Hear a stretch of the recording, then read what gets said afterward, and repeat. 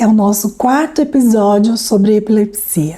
No primeiro a gente falou sobre o que é crise, o que é epilepsia, e são conceitos gerais que são importantes.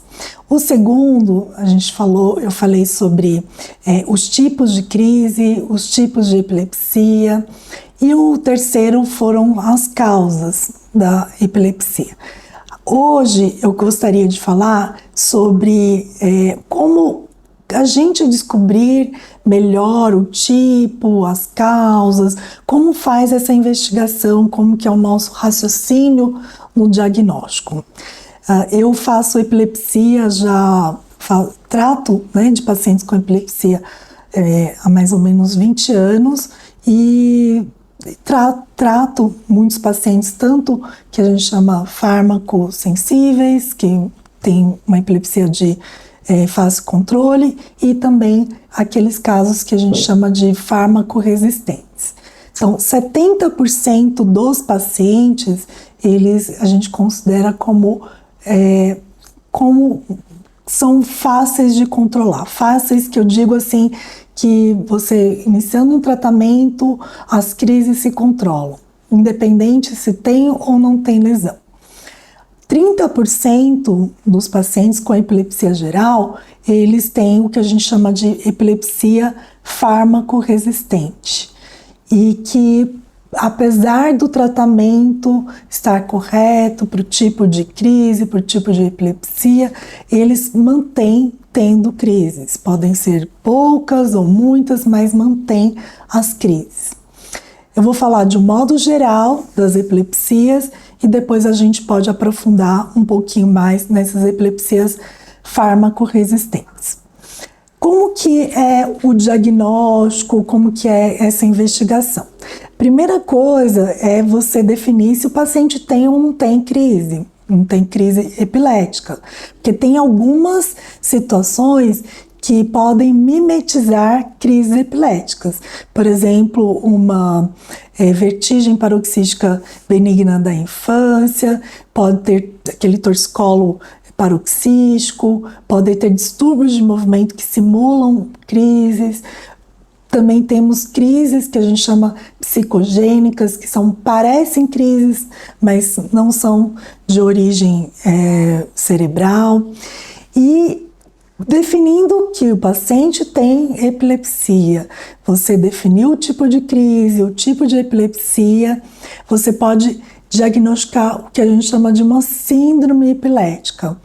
Então, essa síndrome, nem todos a gente consegue classificar, mas ajuda muito na questão do prognóstico, quanto tempo de tratamento, qual a idade que ela se manifesta, e também a investigação.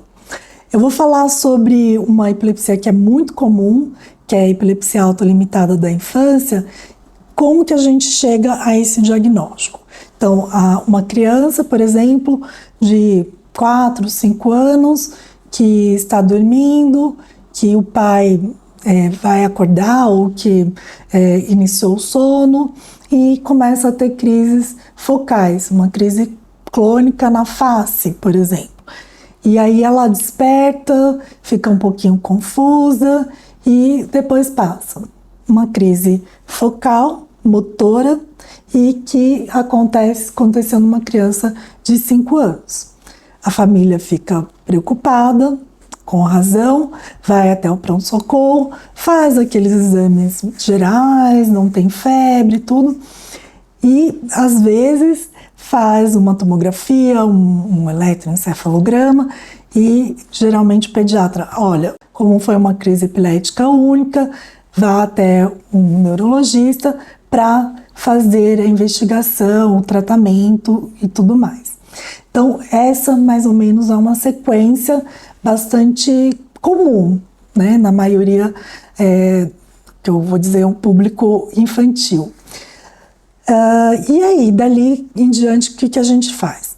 Então, pela história clínica, e pela idade, tudo, lembra-se muito da epilepsia autolimitada da infância, principalmente aquela que tem os paroxismos nessas regiões centro-temporais.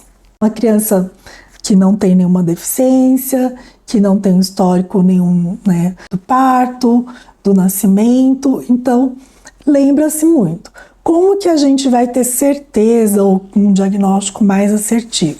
O eletro, ele é muito característico. Então, no eletro, em vigília pode não ter nenhuma alteração, e no sono a gente tem aquelas alterações que a gente chama de descargas, aquelas alterações paroxismos epileptiformes centrotemporais, nessas regiões aqui. Aí o tratamento varia de acordo com o tipo de crise, a frequência, isso a gente pode falar em outros vídeos. Bom, e aí? Fez o eletro, tá super característico, precisa fazer uma tomografia, uma ressonância, isso é variável de caso para caso. Então eu vou deixar isso para cada médico conversar com o teu paciente e analisar.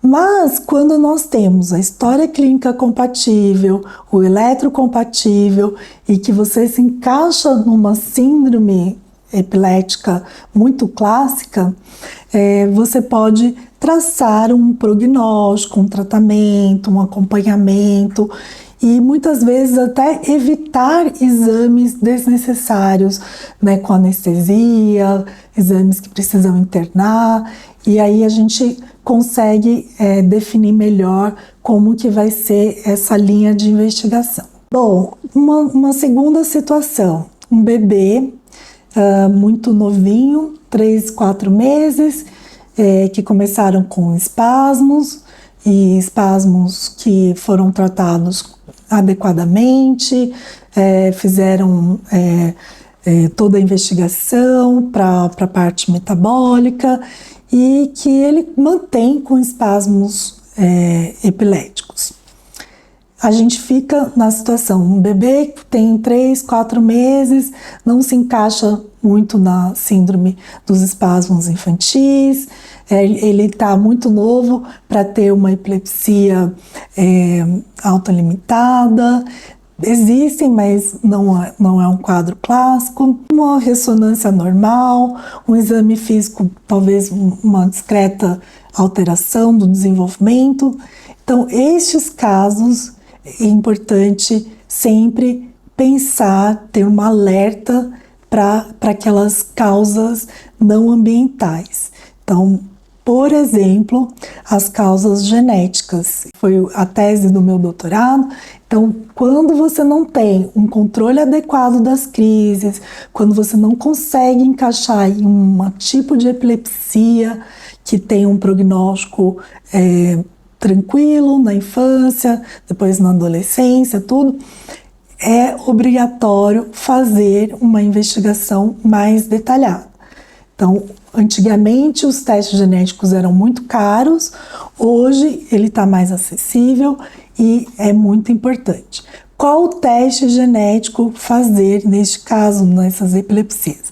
Eu recomendo o teste do exoma, certo? Só que esse teste muitas vezes é pouco acessível para a população. Então, se for possível, o exoma, que ele é mais amplo, mas também podemos utilizar o painel genético. Mas em casos que você não tem uma suspeita de algum gene específico, se possível o exoma, mas o painel pode ajudar porque ele tem lá uma série de genes. A ressonância, às vezes a gente faz até posterior, mas como a ressonância, o resultado ele é praticamente imediato, a gente acaba fazendo com muita frequência e infelizmente tem que fazer sedação e a gente tem que ponderar sempre isso. Em resumo, hoje nós falamos um pouquinho como investigar, como achar, como descobrir, como diagnosticar de uma forma mais precisa aqueles tipos de epilepsia, aquelas síndromes genéticas de uma forma geral. Mas tem muitas particularidades para cada tipo de epilepsia, para cada tipo de paciente. Então, nos próximos vídeos a gente pode falar um pouquinho mais sobre cada síndrome, cada tipo de exame e aprofundar nesse mundo que é o mundo da epilepsia.